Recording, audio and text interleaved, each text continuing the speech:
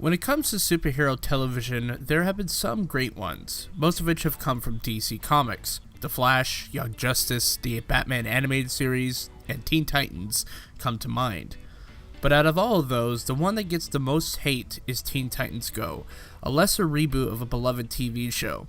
Unlike that new Titans show that is going in a complete opposite direction of Teen Titans Go because fuck Batman, right? Where's Batman?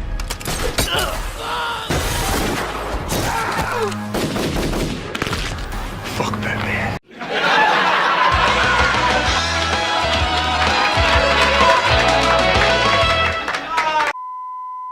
So for those who want to know, Teen Titans Go to the Movies is a feature film about the widely popular Teen Titans Go show on Cartoon Network, a show I don't personally like that much, that was aimed at toddlers, that at points has some clever comedy but ultimately fails to connect with either young kids or adults in that respect.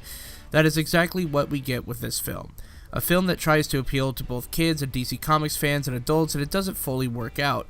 It just ends up being a film that is aimed for little kids, which is okay, I guess, but if you want a kids superhero film that comments on the superhero genre, I would say that the Lego Batman movie is the best bet for that one. The film's characters are the exact same as the TV show, and I guess if you're a fan of the show, you will like these characters. But for fans, not only does the show do this, but the film portrays the Titans as childish versions of themselves. I honestly disagree with Rotten Tomatoes on this one. A 90%, guys? Really? I don't think this film is terrible. I just don't think it is a 90% worthy film. More like a 70% or lower. But before I get to my negatives, let's talk about the things I liked. For a film, this does have some very crisp colors for animation. Nick Cage as Superman works as both a really obscure reference and a legit fun performance.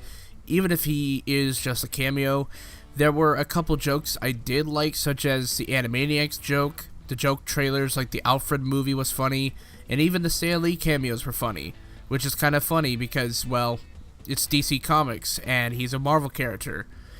I also like the fact that the film is self-aware enough to admit the idea of their show is stupid, and the fact that them getting a movie is stupid, but they will roll with it. It becomes very meta in that aspect. For this, I can admire the film for its honest edge. Also, the villain's plan is interesting. I found the plan was a funny play on the whole streaming service bit of entertainment exhibition that's been widely popular now. But everything else is very tame. The worst part about this film, for me, is the time travel sequence, whose reference made me appreciate A Million Ways to Die in the West more. And boy, do I not like that film. Although that sequence was kind of fun messing around with the origins of various heroes, darkly in some instances. The Titans straight up kill Aquaman with can rings as a baby, but after they fuck up the timeline, they head back to destroy Krypton and shove Batman's parents down Crime Alley as Bruce watches. God, it's fucking straight up dark. My only thing with this film is that because the film is short, it's only like an hour and 20 minutes after all, I feel like this film should have been a TV special rather than a box office film. In the end, Teen Titans Go to the Movies is not my cup of tea. Even with me appreciating some things, I feel like this film is not meant for longtime fans of the comics, or the original Titan show, or even adults for that matter. It's just meant for little kids. And despite the post-credits scene, I don't think I would recommend this film. Maybe for little kids, but not for adults or fans. Unless you want to sit through an entire film that you may not like just to get a good show back, I cannot recommend this film. Teen Titans Go to the Movies gets a C-. For the past 2 decades, Tom Cruise has dedicated his career to doing more dangerous stunts in films, and at the forefront of his midlife is the Mission Impossible franchise. Based around the original TV series, the films have more or less decided to do their own thing, but with this new mindset, it has led to some pretty cool shit happening in the franchise. Mission Impossible, when it first came out, was a campy fare that had great tension and a thriller that works as a popcorn film. And while the franchise has had its ups and downs, it never seems like it has had anything overarching about it that made it feel more connected like other franchises. Enter Fallout, a film that delivers on action, it promises, and then some. Fallout follows the events of Rogue Nation, where the syndicate that was a presence in Rogue Nation have nearly died out. All but a small sect of them, calling themselves the Apostles, have been trying to gain nuclear materials for some bombs for a secret motivation. Ethan Hunt gets called in, but now has to work with Henry Cavill's Agent Walker from the CIA, and what follows is a semi-predictable film with some decent twists. What works well with this film is its attention to detail to the rest of the franchise. There are characters in the film that link back to the original in Mission Impossible 3.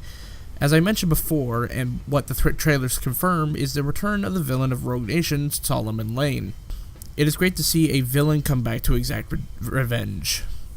Henry Cavill is a new addition to this franchise, and he may be physically intimidating, but his performance in this film was his best performance of his career so far. Oscar-worthy? No, but better than Superman, in my opinion at least. But the one thing that everyone wants to know is the action great. Otherwise phrased as, is Tom Cruise more suicidal in this film than others? Yes. Yes, he is. Hell, during the helicopter sequence in the film, he had to not only fly the helicopter, but also operate the camera attached to it because camera crews couldn't even stand on the helicopter while they were doing the stunts.